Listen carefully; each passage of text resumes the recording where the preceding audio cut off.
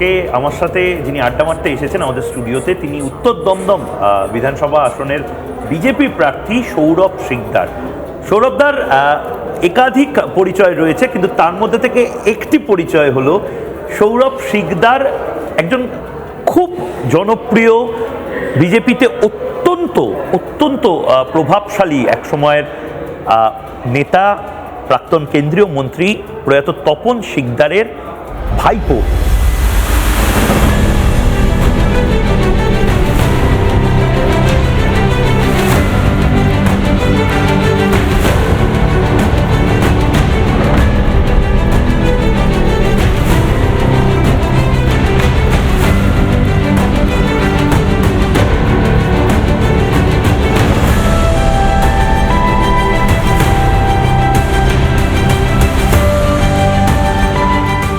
ভাইপোটা সৌরভদা বলতে পছন্দ করেন না, বলেন ভাতুষপুত্র।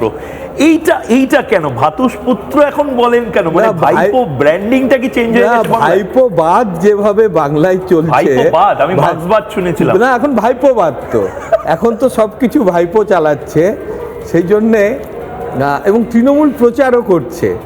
তো আমি আমার কর্মীদের বলি, আমার সহযোদ্ধাদের, যে ভাই ভাতুষপুত্র বলো, ভাইপো শব্দটা মানুষ আজকাল ভালোভাবে নিচ্ছে না। আচ্ছা, তপন শিকদারের যে লেগাসিটা পুরনো বিজেপি, আমি শুনেছি মানে রাহুল সিনহা, শ্রমিক ভট্টাচার্য, তাদের থেকেই আমি শুনেছিলাম যে একটা সময় ছিল যখন বিজেপি খায় না মাথায় দেয়, সেটাই নাকি বাংলার মানুষ জানতেন না। এবং মানে তপন শিকবাবুর সাথে তুমি কি ছিলে? হ্যাঁ, আমি যখন 11 বছর বয়স, তখন আমার বাবা মারা যান। আমার বাবারা 5 ভাই ছিলেন। তারপরে কিছুদিন পরে আমি কাকামণি বলতাম, উনি আমাকে নিয়ে চলে আসেন। আমার জন্ম তো মালদায়, বড় ওখানে হয়েছি।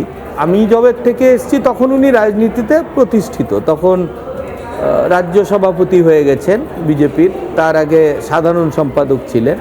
কিন্তু এই শ্রমিকদা বা রাহুলদাদের কাছ থেকে আমি শুনেছি একটা টাইমে উনি অফিস ঝাড় দিতেন, মানে অফিস সেক্রেটারি ছিলেন, অফিসে কোনো পিয়ন ছিল না। তপন শিকদার? হ্যাঁ, নিজে অফিস খুলে অফিস ঝাড় দিয়ে পরিষ্কার করে চেয়ারে বসতেন। একটা টেলিফোন ছিল, তখন সেই টেলিফোনে তো কল বুক করতে হতো, ডাইরেক্ট কল করা যেত না, সেখান থেকে ফোন করে সাংবাদিকদের ডাকতেন। কাকামণির সাথে দমদমে ওই আমার শুরু। এটা শুনেছি যে দমদমের যে সমস্ত ক্লাবগুলো ছিল, আজকে তো আমরা বিভিন্ন ক্লাবে অনুদানের কথা শুনতে পাচ্ছি, টাকা পয়সা দেওয়ার কথা মমতা বন্দ্যোপাধ্যায়, কিন্তু মমতা বন্দ্যোপাধ্যায় নাকি এই আইডিয়াটা পেয়েছিলেন তপন শিকদারের থেকে। এই কালচারটা, ক্লাবের যে জিনিসপত্র দাও, এটা নাকি তপন দা শুরু করেছিল, এটা ঠিক? হ্যাঁ, একদম। ওখানে জেতার পরে এমপি ল্যাড বলে যে একটা জিনিস আছে, মানুষ বুঝতে পেরেছিলেন। মজার কথা হচ্ছে, উনি সিপিএম পরিচালিত স্কুল, মানে যে স্কুলের পরিচালন সমিতি, সেখানেও টাকা দিয়েছিলেন। কংগ্রেসের কিছু কিছু জায়গায় পকেট ছিল, সেখানেও দিয়েছিলেন।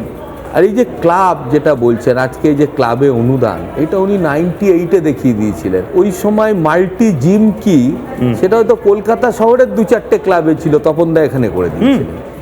অ্যাম্বুলেন্স দেওয়া, এক্সরে মেশিন দেওয়া, আর আপনি ছোটোখাটো জিনিস, মানে ফুটবল কিনে দেওয়া, নেট কিনে দেওয়া, মাঠের বাউন্ডারি ওয়াল করে দেওয়া, এগুলো তো উনি একেবারে অত্যন্ত, মানে খেলাধুলো পাগল মানুষ ছিলেন। তো নামে তপন শিকদারের ভাতুষপুত্র বা ভাইপো বা পরিবারের সদস্য, এটার কি কোনো অ্যাডভান্টেজ এত বছর পরে পাওয়া যাবে? অনেক বাচ্চা ছেলে মেয়ে রয়েছে, জেনজির 21-22 বছরের ছেলে মেয়ে রয়েছে, তারা তপন শিকদারকে তো চেনে না। তারা চেনে না, জেনজি চেনে না। জেনজির থেকে একটু বড় তারা আমাকে অনেকে চেনে, কারণ আমি দীর্ঘদিন যুব মোর্চায় কাজ করেছি, জাতীয় সম্পাদক ছিলাম। ও, তুমি মানে দিল্লিতে রাজনীতি করেছো? হ্যাঁ, আমি খুব মজার আর কি, আমাদের এই ন্যাশনাল প্রেসিডেন্ট নীতিন নবীনজি আর আমি এক টিমে ছিলাম। আমি ন্যাশনাল সেক্রেটারি ছিলাম, উনি জেনারেল সেক্রেটারি ছিলেন। অনুরাগ ঠাকুর আমাদের প্রেসিডেন্ট ছিলেন। কাকামণি খুব ম্যান অফ প্রিন্সিপাল ছিলেন। উনি কোনোদিন বলতেন না যে তুই আমার পরিচয়ে তুই পার্টিতে কাজ, তোর যদি ইচ্ছে হয় তাহলে পার্টিতে একদম নিচে। আলাদা করে সুযোগ দেওয়া হয়নি? কোনো দিন না। আমি একদম মণ্ডল স্তরে কাজ করেছি, আমি তারপরে রাজ্যে কাজ করেছি, রাজ্য যুব মোর্চাতে। আমি নর্থ ইস্টের 7টা স্টেটের ইনচার্জ ছিলাম। আমি নর্থ ইস্টের অনেক রাজ্যে পট পরিবর্তনের সাক্ষী। আচ্ছা, এই যে তোমার জার্নিটা, তুমি কি মূলত এইটাই তোমার মানে হোল টাইমার হিসেবে তুমি পলিটিক্সটা করো, না তোমার কোনো পেশা আলাদা? না, আমার পেশা আছে। আমি দেখুন, আমি অনেক দিন কর্পোরেটসে কাজ করেছি, দেশের অনেক বড় বড় সংস্থায় আমি করেছি। কর্মজীবন শুরু সাংবাদিক হিসেবে। টাকা পয়সা পথ এই সমস্ত কিছু ছেড়ে এখন হোল টাইমার পলিটিশিয়ান হওয়ার ইচ্ছাটা কেন? এটা কি কোনো পোকা আছে পলিটিক্সে হোল টাইম হিসেবে কেন? একটা না, মানুষ তো একটা আইডল সামনে রেখে চলে। তো আমার বাড়িতে জলজ্যান্ত একটা মানুষ ছিল, যাকে আমি দেখেছি যে ইলেকশন হারতে হারতে হারতে হঠাৎ করে এমন একটা ইলেকশন জিতে গেলেন যেটা লোক কল্পনা করতে পারেনি। 98 কেউ ভাবতে পেরেছিল যে ভারতীয় জনতা পার্টির একটা সাংসদ হবে পশ্চিমবঙ্গ থেকে? সেই আনন্দটা কিন্তু আমি দেখেছি। আমি সেই নির্বাচনে আমি কাউন্টিং এজেন্ট ছিলাম। রাজারহাটের ডিরোজিও কলেজে কাউন্টিং হচ্ছিল। সিপিএমের ওই সন্ত্রাস মজিদ মাস্টার তখন ফুল ফর্মে, ওখানে কেউ, তার পাশাপাশি দমদম দাওয়াই নাকি দমদম দাওয়াই হয়েছিল। তো ওইখানে না কেউ যেতে চাইছিল না, কাউন্টিংয়ে বসতে চাইছিল না, মেরে পুঁতে দেবে, কি করে যাব। কাউন্টিংয়ে বসেছিলাম, ব্যালটে কাউন্টিং হতো, সারা রাত লেগে যেত। আমি বসেছি, আমার চারপাশে সিপিএমের 3 জন কাউন্টিং এজেন্ট, তার মধ্যে 2 জন কাউন্সিলর। ব্যালট বক্স খোলা হলো, ফার্স্ট রাউন্ড থেকে লিড করতে শুরু করলেন। পশ্চিমবঙ্গে বিজেপি লিড করছে, আমি তার সাক্ষী, ওখানে বসে আছি। বাইরে এসে দেখি বাঁধ ভাঙা উচ্চার। তো দাদা, এরপরে আমি রাজনীতি করব না তো কে করবে? মানে তুমি এমন এক সময় বিজেপিটা করেছো যে সময় বিজেপি করবে কেউ, এটাও একটা বড় একটা মানে দম থাকতো, বড় ব্যাপার ছিল। বিজেপি পার্টিটা কি এটাই লোকে জানতো। 2016-তে 3টে সিট পেল বিজেপি। দিলীপ দা জিতলেন, মালদা জিতলো, আর পাহাড়ে একটা সিট পেলাম। এই যে মানুষের মনে থেকে ভয়টা বের করে দেওয়া, এর ক্রেডিট কিন্তু দিলীপ ঘোষের চাই। তৃণমূলের ভাইপোকে নিয়ে তোমরা বলো যে তার বাড়িতে লিফট আছে, এসকালেটার আছে, অনেক পুলিশ। কোথাও কি মনে হয় যে হয়তো তুমিও এই প্রিভিলেজটা পেতে পারতে যদি তপন শিকদার আজকে বেঁচে থেকে আজকে কেন্দ্রীয় মন্ত্রী হতো? কোনোদিন না। হ্যাঁ, কোনোদিন না। কি বলছো? বিজেপির এরকম মানে হিন্দিতে যাকে বলে দবদপা, তার মধ্যে যদি একজন কেন্দ্রীয় মন্ত্রীর ভাইপো হতো। কেন্দ্রীয় মন্ত্রী তখনও ছিল, জানেন। তপন শিকদার একটা 400 স্কোয়ার ফিটের ভাড়া বাড়িতে শেষ জীবন থেকে গেছে, কেন্দ্রীয় মন্ত্রী। তাও কি, যে লোকটা টেলিকমের রেভলিউশন নিয়ে এসেছিল। তার থেকেও বড় কথা হচ্ছে যে আপনার মনে আছে ওই সময় এসটিডি করতে হতো, সারা দিনে এক এক দিনে এক এক রকম টেরিফ থাকতো, সকালে কম, দুপুরে বেশি, আবার রাতে কথা বলতো বাইরে যারা থাকতো। সেটা উঠে গেল তপন শিকদারের জন্য। সময় খুব সিনিয়র জার্নালিস্ট, আমার নামও বলতে পারি, কোনো ব্যাপার নেই, গৌতম লাহিড়ী। গৌতম দা এখন দিল্লি ক্লাব অফ ইন্ডিয়ার প্রেসিডেন্ট। গৌতম দা একদিন হেসে বললেন, তপন দা আমরা কি মোবাইল ইউজ করতে পারবো না কোনোদিন? ও তখন সাংবাদিকরা মোবাইল, আরে দাদা, পেজার ছিল, কিন্তু মোবাইলে তখন আউটগোয়িং কল 16 টাকা ছিল। 16 টাকা আউটগোয়িং কল 1 মিনিটে। উনি তখন হেসে বলেছিলেন 1 বছরের মধ্যে মোবাইল লোকাল কলের মতো হয়ে যাবে। বলছে ঠিক? বলছে হ্যাঁ। MTNL কিন্তু সরকারি পরিষেবা শুরু করে প্রথম মোবাইলে। টেলিকমের যে বিপ্লব, সেই বিপ্লবটা আমার বাড়িতে ধীরুভাই আম্বানি এসছে। হ্যাঁ, এই যে করলো দুনিয়া মুঠি মে 501 টাকার অফার যেটা করেছিল, মানে যেটার থেকে রিক্সাওয়ালার হাতে মোবাইল এলো, তো এ ধীরুভাই আম্বানি এসছিলেন এটা মানে লঞ্চ করবেন এই ইয়ে নিয়ে। প্রমোদ মহাজন তখন কাকামণির সিনিয়র মিনিস্টার। ওই MTNL যেটা করলো, MTNL এর প্রথম যে কমপ্লিমেন্টারি ফোনগুলো এলো, সেই ফোনগুলো কাকামণি বাংলার জার্নালিস্টদের দিলেন।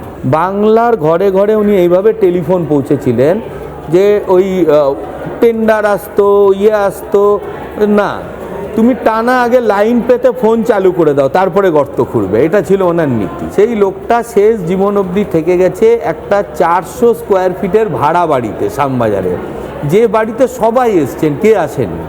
বাজপেয়ীজির থেকে, আডবাণীজির থেকে, মানে সিপিএম জমানার আপনারা জানেন সুভাষ চক্রবর্তীর সঙ্গে ওনার ভালো সম্পর্ক ছিল। অনেকে কতবার বলেছে আপনি একটা জমি নিয়ে নিন, আপনি একটা বাড়ি করুন সল্ট লেকে। রাজারহাট ভুলে যান, সল্ট লেকে। বলেছিলাম আমি একা মানুষ, আমি কোনোদিন ভাবিনি যে আমার ঘরে একটা এসি লাগবে। আমি একটা এসি ঘরে শুই, আমার একটা ওয়াগানার গাড়ি আছে। জীবনে আমি কোনোদিন ভাবিনি যে এই দুটো জিনিস করে নেবো, এই করে নিয়েছি অনেক। কাকামণির লাস্ট ইলেকশন লড়াটা না, আমি মানে এটা আমি শেয়ার করতে চাই আজকে যখন এত কথা হলো।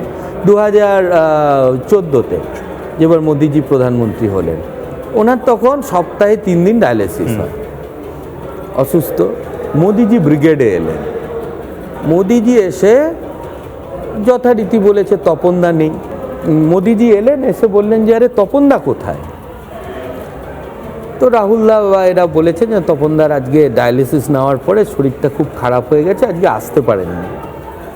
তো মিটিংয়ের পরে বলেছে, কাউকে বলেছে কথা বলাও আমার সাথে। তো মোদিজি এবার বলেছেন যে যারে আমার বাংলার ক্যাপ্টেন শুয়ে থাকলে কি করে হবে, বাংলা আমাকে কি করে ওখানে আর কি সিট দেবে। ওই যে কথাটা বললেন মোদিজি, এত মনের জোর ছিল, বললো আমি ইলেকশন লড়ব। সবাই বারণ করলেন। তখন ন্যাশনাল ওজিএস ছিলেন রামলালজি। রামলালজি এসে বললেন আরে দাদা আপনার জন্য রাজ্যসভা আছে, আপনি লড়ান ইলেকশনটা, আপনি লড়বেন না? আমি লড়ব, আমি বিছানায় শুয়ে মরতে চাই না। এই কথাটা যখন বলে দিলেন, আপনি কোনোদিন রাহুলদাকে জিজ্ঞেস করবেন, রাহুলদা বললো আমি এর উপরে আর কথা বলতে পারবো না, তপনদা লড়বেই এবং তপনদাকে কেউ আটকাতে পারবে না, লড়তে দাও। ওই ধকলটা নিতে পারলেন না, ওই ধকলটা নিতে পারলেন না, পার্টির জন্যে লড়তে লড়তেই উনি চলে গেলেন। আমার মনে আছে যখন অ্যাপোলোতে ভর্তি, আমার কাছে তারপরে শপথ হয়ে গেল, পিএমওর থেকে ফোন এলো যে মোদিজি জিজ্ঞেস করেছেন ওনাকে কোথাও নিয়ে যেতে চাও বা কি করলে ভালো হয় বেটার ট্রিটমেন্টের জন্য। তখন আমি বললাম যে দিল্লি এইমসে যিনি ওনাকে দেখতেন, ওনার কাছে খুব ভালো ছিল, উনি এখন এইচওডি ওখানকার, আমার মনে হয় ওনার কাছে গেলে একটা আশা আছে। রাতারাতি মোদিজি চার্টার্ড অ্যাম্বুলেন্সের ব্যবস্থা করে দিলেন, এয়ার অ্যাম্বুলেন্সে নিয়ে যাওয়া হলো ওনাকে, উনি ওখানে মারা গেলেন। এবং তারপরে মোদিজি প্রধানমন্ত্রী হয়ে বাইরে চলে গেলেন কোথায়, আবার ফোন এলো যে তুমি ওনার দাহ সংস্কার কোথায় করতে চাও, বললাম অফকোর্স কলকাতায় করতে চাই। আবার মোদিজি একটা চার্টার ফ্লাইট দিলেন, ওনার মৃতদেহ এলো, এখানে হাজার হাজার লোকে হাঁটলো। এবং তখন এখানে তৃণমূলের সরকার হয়ে গেছে, যার সাথে এতদিন অ্যালায়েন্স করে তৃণমূল পার্টিটা যখন জন্ম হয়, বিজেপি না হলে তো থাকতো না। ওই সময় যদি বিজেপি পাশে না দাঁড়াতো, মমতা ব্যানার্জি অকৃতজ্ঞ। বৃহত্তর স্বার্থে আমরা এটা ভেবেছিলাম সিপিএমের এখান থেকে যাওয়া উচিত। আর জনপ্রিয়তায় তখন মমতা ব্যানার্জি সব থেকে এগিয়ে ছিলেন বিরোধীদের মধ্যে। অসৌজন্যতার একটা কত বড় নিদর্শন যারা রাজনীতি করে জানা উচিত, যে সেন্ট্রাল গভর্নমেন্টে যে ওর কলিগ ছিল, যার সাথে এত দীর্ঘদিনে একটা তৃণমূল সরকারের কোনো মন্ত্রী মালা নিয়ে আসেনি ওনার মৃতদেহে মালা দিতে। সিপিএমের সবাই এসছিলেন, বিমানবাবু এসছিলেন নিজে ওই শরীর নিয়ে, সবাই মানে সূর্যকান্তবাবু এসছিলেন, কংগ্রেসের প্রত্যেকটা নেতা এসছিল, অধীরবাবুর থেকে শুরু করে সবাই এসছিল। দীপশিতা ধরের এবং চন্দ্রিমা ভট্টাচার্য, তো কাকে বেশি টাফ ফাইটার মনে হচ্ছে তোমার? ময়ূকদা, এই ইলেকশন না ইয়েস নোর ইলেকশন, আইদার লোকে তৃণমূলকে সরাবে আর তৃণমূল থাকবে। ক্যান্ডিডেট ম্যাটার করছে না, কোনো ক্যান্ডিডেট ম্যাটার করছে সিরিয়াসলি 100%। আপনি দেখে নেবেন, আমি নিজে ক্যান্ডিডেট হয়ে বলছি, এতদিন ভারতীয় জনতা পার্টি করার অভিজ্ঞতা নিয়ে বলছি, হয় পরিবর্তন হবে বা পরিবর্তন হবে না। মানুষ সরকার বদল করার জন্য এবার ভোট দেবেন। উত্তর দমদমকে নিয়ে যে প্রার্থী দাঁড়িয়েছে তাকে নিয়ে এখন আর মানুষ ভাবছে না, উত্তর দমদমের মানুষ ভাবছে বাংলাকে 100 বার চেঞ্জ করতে হবে, পরিবর্তনের শরিক হবে। মানে যত স্ট্রং ক্যান্ডিডেট হোক ম্যাটার করছে না। আর স্ট্রং কেন, আমি তো স্ট্রং ক্যান্ডিডেট তাকেই বলবো যে এলাকায় কাজ করেছেন, যার এলাকায় জনপ্রিয়তা আছে। তৃণমূলের যিনি প্রার্থী চন্দ্রিমাদি, একে তো ওনার বয়স হয়ে গেছে, দ্বিতীয় নম্বর কি হচ্ছে উনি ওখানে থাকেন না, ওখানে ওর কিছু গুন্ডা বদমাইশ আছে, কিছু লিডার আছে যারা ওপেনলি বলে আমরাই এমএলএ আমরাই মন্ত্রী। তো ওনার মানে আমি কি বলবো, উনি ওই বিধানসভাটা ইজারা দিয়ে দিয়েছেন, ভাই তোমরা চালাও, তোমরা আমাকে দেখে দেবে, আমি ভোটের সময় আসবো, ভোট লড়বো, চলে যাব। এত খারাপ অবস্থা ওখানে এখনও, আজকেও ওখানে রাস্তায় জল জমে আছে। কিসের জল? নালার জল। কোন মুখে উনি ভোট চাইতে যাবেন বলুন তো মানুষের কাছে? দীপশিতা এখানে ফ্যাক্টরি না। বামপন্থীরাও ভাবছেন যে আগে এই সরকারটা যাওয়া দরকার। প্রত্যেকটা ইলেকশনে কি হয়, ওই মানে বিধান বিশ্বাস বলে একজন নেতা আছে, আমি নাম করেই বলছি, তার গুন্ডা বাহিনী লোককে ভোট দিতে দেয় না। এবার কি তা হবে? এবার ইলেকশন কমিশন যা ব্যবস্থা করছে, প্রত্যেকটা মানুষ যাতে ভোট দিতে পারে, ইলেকশন কমিশনও যেরকম নিশ্চিত করবে, আমিও প্রার্থী হিসাবে আমার, জানেন তো আমার এখানে আমার এই বিধান বিশ্বাস কি এই ঠাকুরদাস বিশ্বাসের ছেলে যে কংগ্রেস করতে? ঠাকুরদার বিশ্বাসের ছেলে। ঠাকুরদা কিন্তু খুব ভালো লোক ছিলেন। এটা কি কাটমানিটা কি বড় হয়ে যাচ্ছে? 100 বার ঠাকুর, আমি কাকু বলতাম ওনাকে তখন। এদেরকেও চিনতে পারছি খুব ভালো করে, তখন তো অ্যালায়েন্স ছিল। ঠাকুর কাকু রীতিমতো আমার বাড়িতে আসতেন, আমার ওই শ্যামবাজারের বাড়িতে অন্তত মানে আমি 50 বার দেখেছি ওনাকে। আজকে ওনার ছেলে এলাকার একটা ত্রাস হয়ে গেল। একটু উত্তর দমদমের জায়গাগুলো একটু বলুন, অনেকেই আছে। উত্তর দমদম হচ্ছে এয়ারপোর্টের 2.5 নম্বর গেট, যেটা তারপর থেকে শুরু হচ্ছে, আচ্ছা, আপ টু মধ্যমগ্রামের বর্ডার। নিউ ব্যারাকপুর পড়ে, বিরাটি পড়ে, ওইদিকে বিশরপাড়া পড়ে, ওইদিকে প্রতাপগড় পড়ে। 90% লোক এখানে ওপার বাংলার লোক।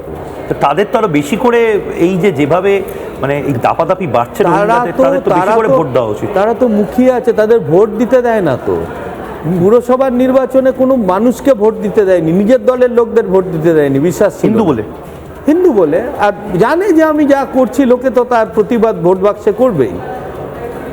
মানুষ জানেন কি বলছে, যখন যাচ্ছি ভোটটা দেওয়ার ব্যবস্থা করে দিন, বাকি আমরা বুঝে নেব, আপনাকে আসতে হবে না, প্রচার করতে হবে না, কিচ্ছু করতে হবে না। দীপশিতা ধর ভালো প্রার্থী হয়তো হবেন, উনি সোশ্যাল মিডিয়ায় খুব অ্যাক্টিভ। 1 মাস শেষে উত্তর দমদমে ঘুরে উনি উত্তর দমদম সম্বন্ধে জানেন কি? আমি তো সারা বছর থাকি ওখানে।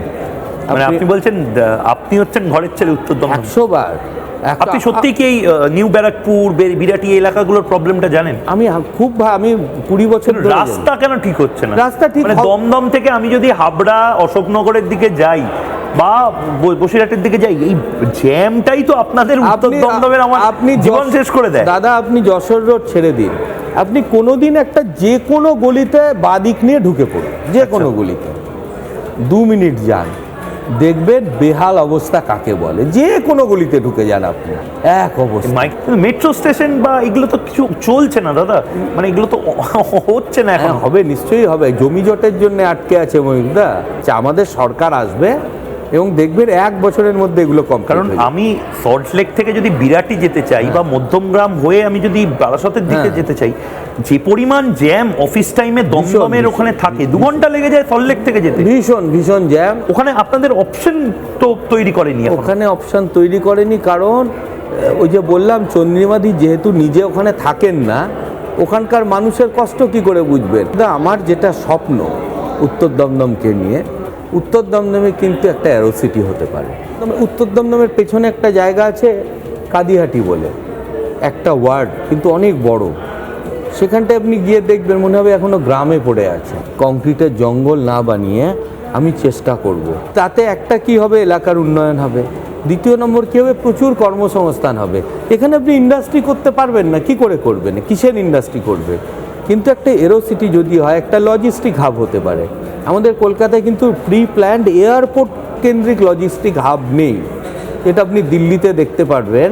এবং দেখুন, বিজেপির সরকার যেখানে আসে সেখানে তো আমরা চাকরি বিক্রি করি না, তো এখানে কিন্তু দলমত নির্বিশেষে এই কর্মসংস্থানের মজা নিতে পারবেন। সবথেকে বড় কথা হচ্ছে উত্তর দমদমকে উন্নত উত্তর দমদম করতে হবে, এটাই আমার মানুষের কাছে আবেদন। বেশ, অনেক অনেক ধন্যবাদ সৌরভদা। এতটা আড্ডা আমরা দুজন মিলে দেওয়ার সাধারণত সুযোগ পাই না। আজকে নির্বাচনের মধ্যে খুব সুন্দর করে একটা আড্ডা হলো, কিন্তু ভোট যত চলে আসছে, ভোট প্রথম দফার ভোট হতে চলেছে কয়েক ঘন্টার মধ্যে, সমস্ত কিছু বদলে যেতে পারে হয়তো। দ্বিতীয় দফার আগে আরও এরকম প্রার্থীদের নিয়ে একটা ছোট্ট আড্ডা আমি এরকমভাবেই রিপাবলিক বাংলা স্টুডিও থেকে দেবো। অন্যান্য খবর দেখার জন্য চোখ থাক রিপাবলিক বাংলায়। কথা হবে চোখে চোখ রেখে। নমস্কার।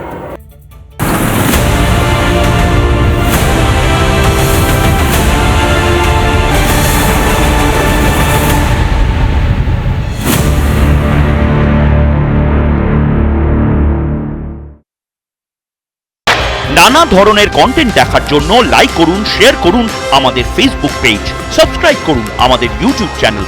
পাশাপাশি অন্যান্য ব্রেকিং নিউজের জন্য অবশ্যই চোখ রাখুন রিপাবলিক বাংলায়।